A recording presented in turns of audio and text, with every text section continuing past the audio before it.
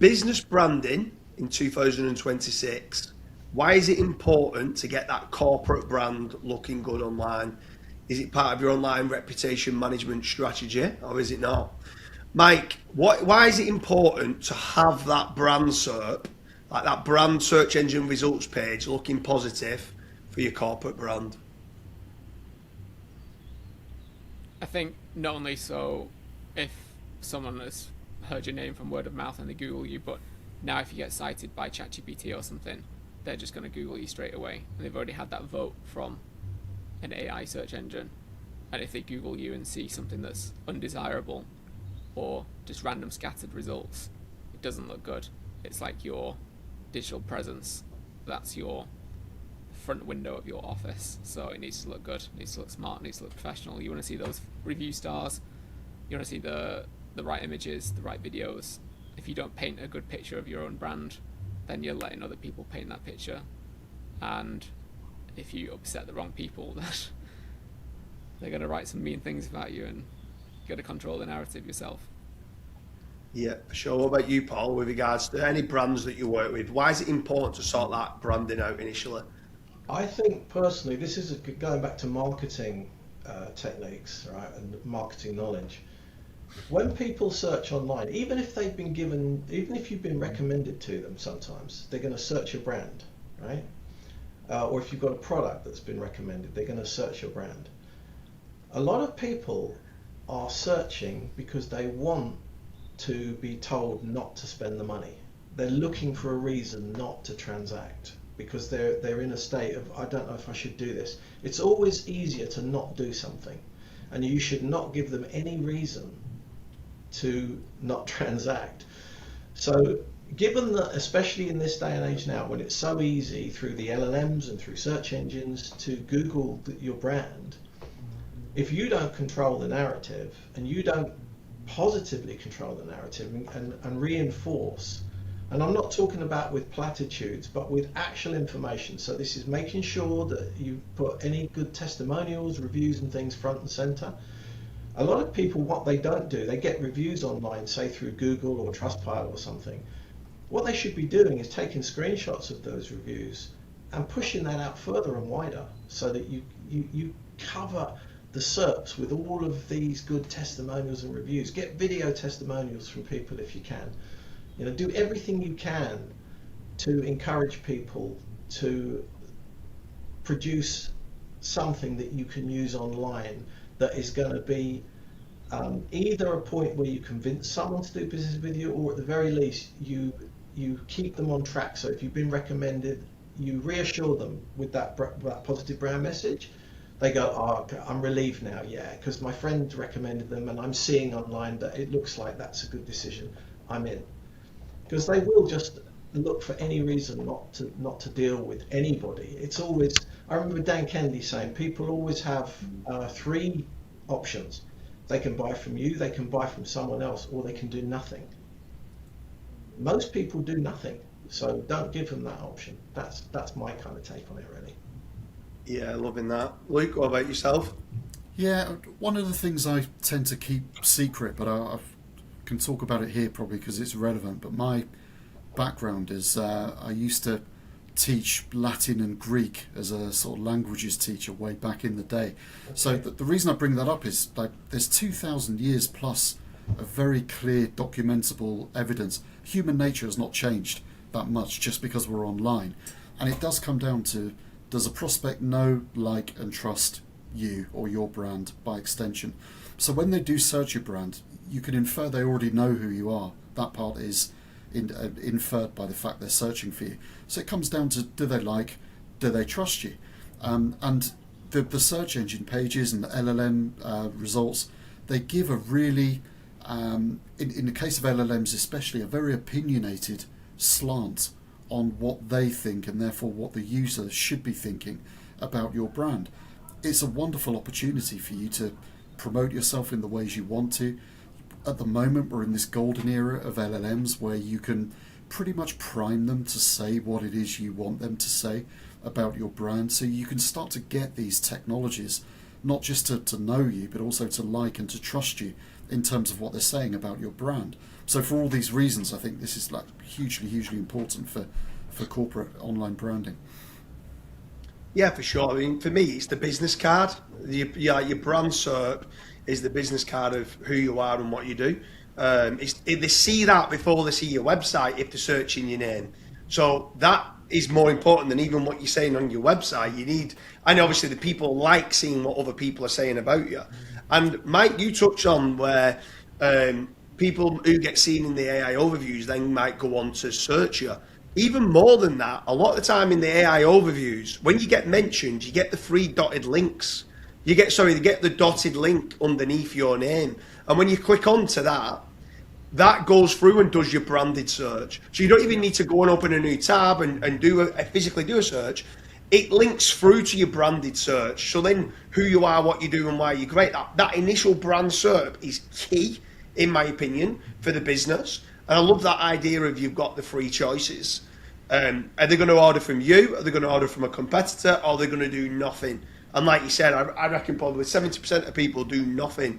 So then you've only got a 30% chance of winning. So you've got to be making certain that you're going, okay, you are the choice for that, either selling that product or providing that service or whatever else it is. But Mike, business branding, what is it that you're doing?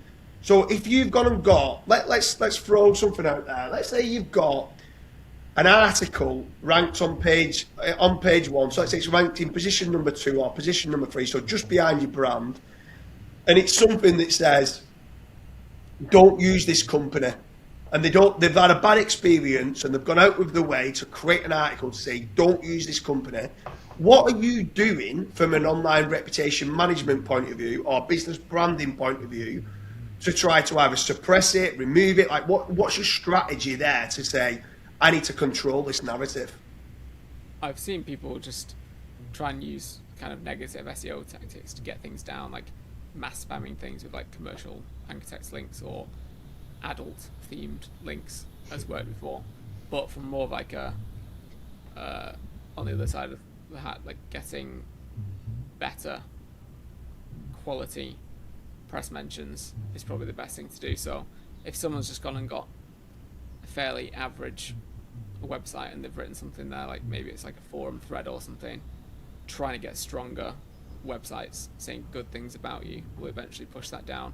There is always the freshness factor as well, that eventually things will just drop over time, but it's better to be, like we said, be proactive and have stuff like ready to go already. So one of the best things you can do is go out and get kind of interviews or any sort of guest appearances on people's podcasts and things like that, because that's fresh and then they can be turned into blog posts and extra content. A lot of people would go, okay, the founder of the company's had some negative press, and it's like, okay, well, can he go and get an interview on his university alumni website? They'll all go and outrank that. Can he go get some sort of starter story founder business sort of interview instead to go there? Can we get some positive testimonials published on other sites? Pay for some expensive PR with like a Forbes or a business.com and investing.com type of website to get that above, a really negative forum post. Sometimes it is going to cost money and they are going to have to chuck money at it. What about you, Paul? Well, I agree with everything Mike's just said there, but I think one of the things that is a preemptive thing that I see businesses simply not doing, we even do this with our lead gen business, is making sure that you respond to not just bad reviews, all reviews, always respond, and always respond to customers that complain, even if they haven't left a review, because sometimes the bad press that you get is because you fail to actually address an issue. So sometimes you're the cause of these directly by not addressing the issue and fixing it. So some of these things can be addressed before they happen. But other than that, I can only agree with what Mike's saying. That if after the event you've got this negative stuff there, I wouldn't engage anybody to do spammy negative SEO tactics. That can backfire on you, for one thing. Also, it's just not an ethical way of going about it. Just it's far more beneficial in the long term anyway to just focus on putting your resources into positive reinforcement to try and push those negative things down. And if you've got more higher authority, better semantically written content, and more timely content, so it's more up-to-date content, and you do enough of it, you'll start suppressing those bad, unless there's a lot of it. I mean, then you might have some very fundamental things to address. But if it's just one or two things that you need to push down, yeah, I'd agree with Mike. That's what you do to go about it. Just use positive reinforcement. What about yourself, Luke? Yeah, I'd say like the cold-blooded, simple to say, not simple to do answer is you need to outrank whatever this offending article is 10 times, push it onto page 2, and then control what the LLMs say in terms of any specific citation synthesis. And then that's when the issue would go away. Easy to say, harder to do. Like, until you get to that point, one thing you can do is you can potentially stop or mitigate the issue at source. So if you control what some of the autosuggest suggestions are when someone does search for your brand. So like if someone types in your brand in Google, you often have that drop down or suggested kind of extra words on the end. If you can start to control what those are, you can push down any negative ones and then stop those SERPs even being, or at least mitigate them being searched in the first place when the negative news does come up. So I guess that's a twist on what Paul's saying, but maybe trying to cut off the stem of search demand going to those articles in the first place. Idea, actually. Yeah. Is there anything else then with regards to business branding? Like, what would you say the core, like, if you could sum up business branding in 30 seconds, Mike, sum up what business branding is and what you would do. Do a good job with your business and then make sure your online message portrays that as well. It's like Paul said, a lot can be avoided by fixing issues in the first place. I see a lot of companies with 3-star reviews on TripAdvisor because people have asked for refunds and they've not given them a refund. It's like, just give them the refund. It's costing you more now with bad review rating. It'd be nice. Yeah, for sure. What about yourself, Paul? Kind of an extension of what Mike's just said is I have a thing I call the ugly baby syndrome, right? Which is that everyone can see an ugly baby, but the only person it's not ugly to is the mother. And a lot of businesses are like this. So the business owner doesn't see the reality of what they've created. So I think you need to step out from inside your business, view it from outside as a customer would. It's harder to do than it sounds, but try to be as impartial as you can and be honest with yourself about what your brand actually looks like to the outside world. And then set about fixing things if it isn't the image that you want. I mean, we could talk, we could go on and on about the digital ways to actually do that, but I think fundamentally the biggest challenge and the biggest problem is that people just won't be honest with themselves, and that's really where it all stems from. As Mike said, a lot of these things, Luke said, a lot of these things can be avoided and preempted just by being brutally honest with yourself about what you represent as a brand. What about yourself, Luke? Yeah, I would say spend as much time as you need to really identify who it is you serve and who you want to serve and who you're a good fit for, and equally who you're not a good fit for. You might have this fantastic idea of serving lawyers in the US, for example, because you hear all these wonderful stories about how lucrative that is. That just may not be you. You may not objectively, back to what Paul was saying, be any good at that. It might not be a good fit. So find out who you're really good at serving, find out who you don't want to serve, based all of your messaging, every touch point people might have online around who those people you do want to serve are, and then double down on what you know is a good match, and it's a virtuous circle from there. Yeah, I completely agree. Understanding who your ideal customer persona is key, and then doing all the marketing strategies around it. But for me, like, one thing that I think the most important part is, Paul, in previous videos you spoke about just being a good all-round marketer in general. And I think key is when you go and do a good job and you've got a case study and you've got a review of that, is so many businesses out there that are doing amazing things, but they're just not shouting and screaming about it enough. So instead of like, they seem to obsess when something does go wrong, and they're like, we need to fix it, we need to fix it, we need to fix it. But when they've got a really good job, turning that into a nice, sexy case study, trying to get a review and a testimonial, not just from the person who you've been dealing with. It could be, let's say you work in a school, it could be the head teacher, it could be the bursar, it could be the sports teacher. Go and get 3 or 4 different testimonials from the different people that you'll wrap into the case today. Spend the money on promoting that. It could be press releases, it could be guest posts, in as many different places as possible, and then do the where you then sharing it throughout every single social media platform, repeating who you are, what you do, and why you're freaking brilliant. And I think that's the key to business branding, is getting that messaging out there. When you've done something good, shout and scream about it everywhere. Because I can guarantee you, when you do something bad, and there will be times where you get upset customers, they'll shout and scream about how bad you are. So I think that's the key part to the branding. I don't think people win enough awards when they could be winning awards. Even like Mike, we laughed on one of the other videos where someone reached out saying, do you want to attend this awards night? It's going to cost you £500. Attend some of them.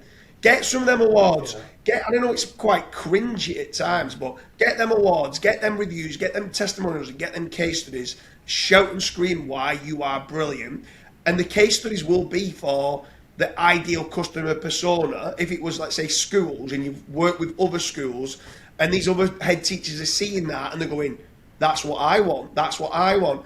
And the amount of times now with business branding, initially we was doing it for people for online reputation management and to defend themselves from bad press, but the amount of new business they've brought from it now, because they look great online, and it should have just been part of their business branding, but they was only doing it to suppress bad articles, and now they're starting to realise, hold on a minute, this is actual marketing. This is what we should be doing.